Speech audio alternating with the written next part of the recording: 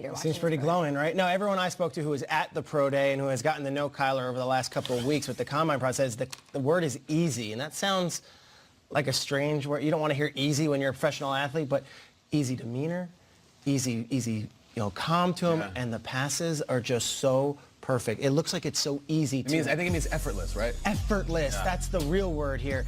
Easy is the word you're going to hear. And they say, well, he's not Baker Mayfield. He's not going to run through a wall, because he's got so much almost quiet confidence that he laughs off the idea that you need to be an alpha vocal leader in the room. Like that interview there, you get a feeling for why people want to play for him. He is a likable person. He is easy to have in the room. And when it is showtime, he has shown up. Okay, he never lost a game in high school, won 3 state titles in Texas in the toughest division, and then went on to win a Heisman Trophy in the biggest, the college football world where after just 1 year of starting. The word is easy. It comes easy to him. It's easy for his teammates to play for him, and the balls come out of his wrist so easy. This kid can throw the ball as well as anyone, maybe not named Patrick Mahomes. Well, listen, I hear people talking about his demeanor and him not being a vocal leader like they would want him to be. I was drafted to the Vikings. We had Dante Culpepper, who's from the South, as loud as it gets. He was speaking every moment he could, and he motivated us. Then I went to Seattle with Matt Hasselbeck, pretty chill, laid back, casual. Occasionally raised his voice, but his demeanor was to make you smile and smile with you, and then allow you to play your game. And then I played for Matt Stafford, which was a blend between the two guys. Occasionally you'll see this young, fiery, talented quarterback scream and yell. Other times he'd go through a game with a smile on his face, still playing the same type of ball. I say that because there's going to be moments where he's quiet and he doesn't need to yell and scream.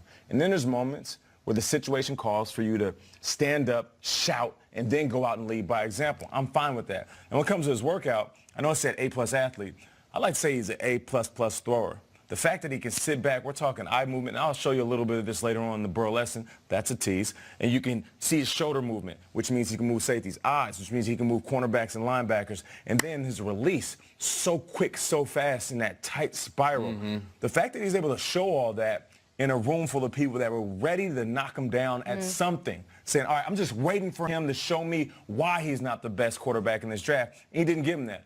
As far as the 40, this isn't Forrest Gump. Run, Kyler, run. We're all asking him to run, and we refuse to look at the tape and accept the fact that he was one of the best athletes on the field, not just at the quarterback position. If he gets outside the pocket, he's going to do what Lamar Jackson did in the league, and that's run past linebackers, safeties, and cornerbacks. So I'm fine with his workout. I thought it was amazing, and it just confirmed what we already thought, which is this young man is about to go #1 to the Cardinals.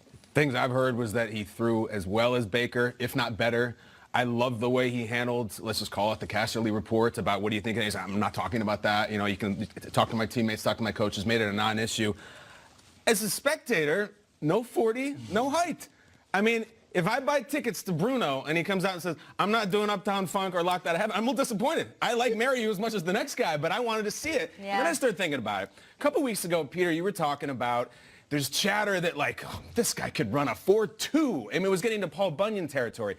If you're hearing that, that means people who really matter are talking about it. And the rumors are always faster than the reality. If you just let that lie, you think they're going to run a 4.2. So he shows up and runs a 4.48. Everybody's disappointed. I think he just let that chatter lie and said, why even bother messing this up? Sometimes in the Super Bowl, I think halftime acts probably don't want to sing the hits that they've sang a million times. Like Bruno Mars probably doesn't want to sing that because he has a new album out. He wants the audience to focus on something else. That's why maybe hit guys don't want to play the hits. So if everybody is talking about his 40 and he runs and he pulls off that 4.3, it is all we are talking about this morning. And I don't think that we'd get, you would, because you look at the throwing. I think a lot of the media would not say he can throw. Yeah. The kid can throw. So I look at it and say, yeah, would I love to see the 40? Yes. But I love that now the entire narrative is about the fact that this kid, Kyler Murray, can throw with the best of them. And I don't think that would be the narrative this morning had he run the 40. The only point. I agree. I think he maybe We're all talking chose, about him as a passer. let's focus on this. I The think lead it's of every story is kind of what passing. Lamar Jackson wanted to do. Look, I don't want to run. I can throw. I have something to prove. We all knew he could throw, but he wowed everyone. And if you're not going to do anything in the combine drills, and you have to light it up through the air, and he did just that.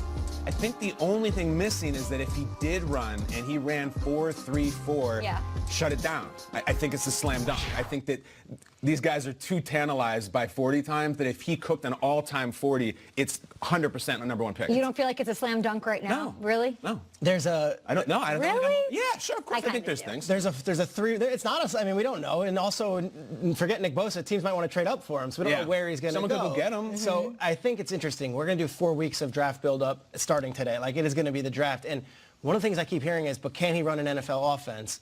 Can he run an NFL offense? And some of these young offensive minds, whether it be McVay or Shanahan or Kingsbury if he comes in, they look at it a different way. They look at it as, okay, this is what he's got. This is an amazing skilled player. Can I build an offense around him? Talk about it. So I think that's where the NFL's old school might have a problem with a Kyler Murray. But can he get on the board? And you know, we had Michael Lombardi here yesterday. He's like, Kyler Murray does not fit what the Giants are looking for. He is. The Giants have a type, and that is not it. And I'm like, that's a shame. problem. That's a shame. That's a problem. Doesn't that sound Maybe dumb? you want to broaden your horizons a Yeah, little maybe bit, right? Giants, maybe their type might not be what it's working in 2019. Right. So to me, it's which offensive coach is going to look at him and not try to change him and say, I'm going to teach him the entire playbook that I have. It's, I will write a playbook from scratch to maximize that guy's skills. Because that guy right there is probably the best athlete we've seen in the draft in 2 years. And even if you're a stubborn traditionalist, create a hybrid offense around a young, talented quarterback. If you haven't learned anything from Andy Reid, check out the evolution of his play calling and what he's been able to do in this league. That would teach these young offensive coordinators what they need to do when you have a talent like Not Kyler everybody's Murray. Andy Reid. Andy Reid's a special guy. We heard about those plays 10 years ago. He was on the beach writing those plays and keeping them in his back pocket. Does a guy like Pat Shurmur have what it takes to work with a guy like Kyler Murray and get the best out of him? Keep his job. Better. Are we going to see guys stop wearing 40? I hope not. And don't have Is types. this setting a precedent? No, I love 40s. You kidding me? I disagree. I think I should, when I date, grade guys like the Giants do. I learned from Lombardi yesterday. I don't like that they a tight Capricorns. regimen. Really? Narrow it down. We'll be back after this. More of the Been out of the Chiefs game. losing Eric Berry.